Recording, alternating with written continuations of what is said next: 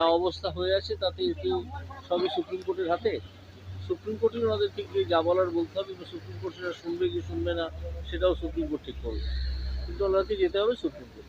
কিন্তু আইনের দিক থেকে ওনাদের চাকরি পাওয়ার কোনো সুযোগ আছে? এর আগে আপনি এখন আমি কিছু বলবো না, সুপ্রিম কোর্টের হাতে। সুপ্রিম কোর্ট যদি মনে করে যে ওটাকে রিভিউ করবে, তাহলে সে করতে পারে, নাও করতে পারে, এখানে কিছু বলার সম্ভব নয়। গতকাল বিকাশ রঞ্জন ভট্টাচার্য বলছিলেন যে সরকার এদের মিথ্যে প্রতিশ্রুতি দিয়েছে, এদের চাকরি ছেড়ে পাওয়ার সম্ভাবনা এই অবস্থায় নেই। সেটা উনি হয়তো বুঝতে পারছেন, সেরকম বলেছেন। আমার সে ব্যাপারে আমি কোনো মন্তব্য করব না।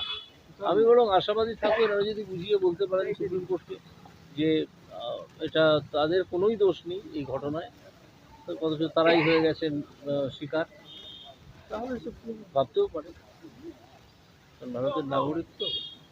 এর আগের বারে আপনি বলেছিলেন সরকার যদি কমিটি করে আপনি থাকতে আসবেন, যদি সমস্ত সরকার সরকার তো কমিটির দিকে গেলেই না। সরকার তো সেদিন শিক্ষকদের লাঠি লাঠি এইসব মারলো, সেই জন্য আমরা গেলাম না তার কাছে।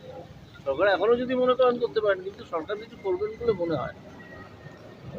আইনগত দিক থেকে মানে কোনো সুযোগ আছে?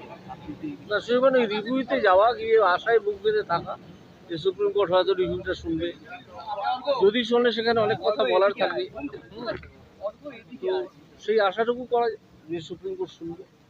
যোগ্য অযোগ্যকে আলাদা করার সেই সুযোগ যেগুলো যোগ্য অযোগ্য আলাদা, এখানেই স্কুল সার্ভিস কমিশন বা রাজ্য সরকার করতে পারবে, তারা করতে পারবে, তো তারা সেভাবে করে। কারণ রাজ্য সরকারও চাইছে এই ব্যাপারটা নিয়ে একটা জটিলতা থেকে যায়। কারণ রাজ্য সরকারের যারা চালান সেই তৃণমূলের দুর্নীতির কারণেই তো এদের এই অবস্থা আজকে। হ্যাঁ, তো সেই জন্য রাজ্য সরকার চাইছে যে আমাদের দুর্নীতি ধরা পড়ে গেছে, আমি যতটা সম্ভব এদেরকে বিপদে ফেলে রাখবো।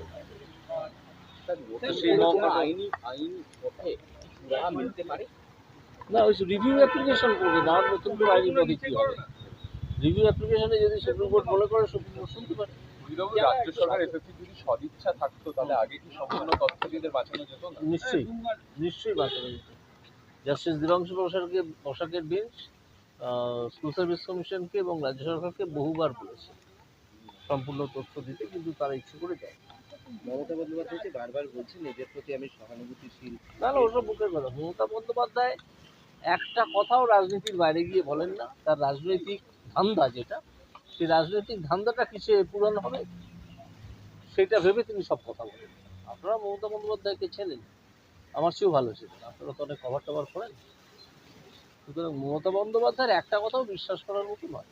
বলতে বলছি গ্রুপ সিডি ক্যান্ডিডেট যাদের থেকে কোর্ট টার্মিনেট করে দিল, তারপরে